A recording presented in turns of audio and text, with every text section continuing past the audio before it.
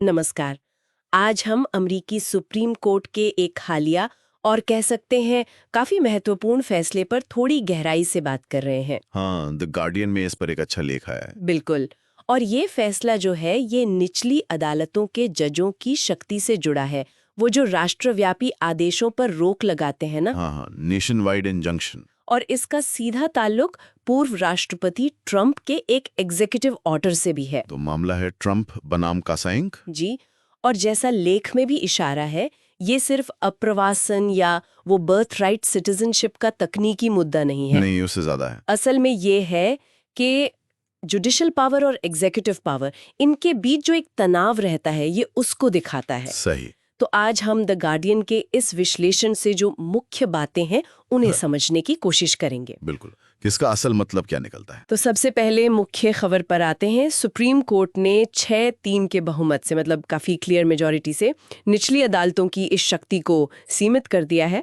हाँ, कि वो राष्ट्रपति के आदेशों पर पूरे देश में रोक नहीं लगा सकते, या कम से कम उतनी आसानी से नहीं लगा सकते। ये एक बड़ा कदम है। हाँ, लगता तो है। और जो फैसले का मुख्य तर्क है, जो जस्टिस एमी कोनी बैरेट ने लिखा है कंजर्वेटिव बहुमत की तरफ से, वो ये कहता है कि शायद इस तरह की देशव्यापी रोक उन शक्तियों से भी आगे की बात है जो कांग्रेस ने फेडरल अदालतों को दी हैं। अच्छा, मतलब ये उनके दायरे से बाहर है ऐसा? हाँ, कुछ वैसा ही। पर देखिए, दिलचस्प बात यह है कि उन्होंने सरकार की अर्जी पूरी तरह खारिज नहीं की। ओह। उससे आंशिक रूप से मंजूरी दी।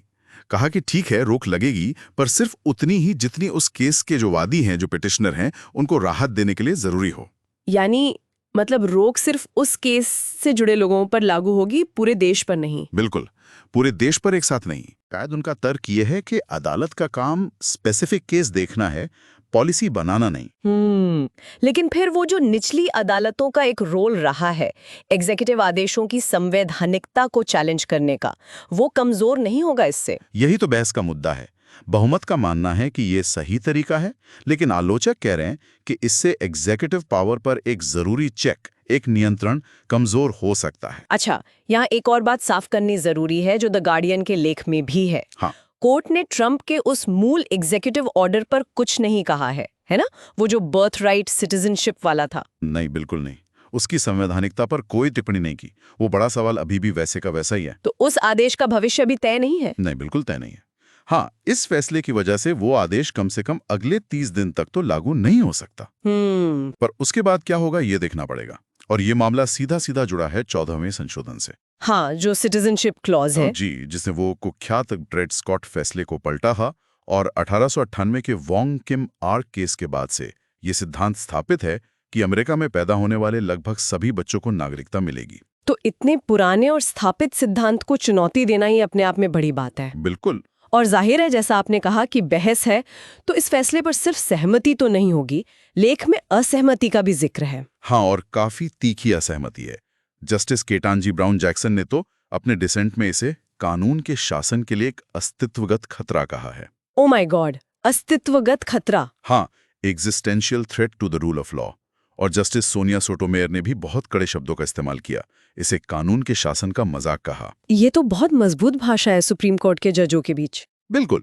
और दूसरी तरफ जस्टिस बैरेट ने भी बहुमत की राय में जस्टिस जैक्सन के तर्कों की आलोचना की। तो ये दिखाता है कि कोर्ट इस मुद्दे पर कितना बटा हुआ है। तो फिर इसके प्रैक्टिकल नतीजे क्या हो सकते हैं? अगर निचली अदालतें पूरे देश में रोक नहीं लगा सकती तो क्या होगा? तो लेख के हिसाब से एक नतीजा ये हो सकता है कि भविष्य में राष्ट्रपति के आदेशों को लागू करना शायद आसान हो जाए। अच्छा। कम से कम देश के उन हिस्सों में जहां किसी खास अदालत ने रोक ना लगाई हो। तो इससे एक अव्यवस्थित पैचवर्क जैसी स्थिति बन सकती है। केओटिक पैचवर्क, मतलब एक ही कानून कहीं लागू हो रहा है, कहीं नहीं। हाँ, बिल्कुल।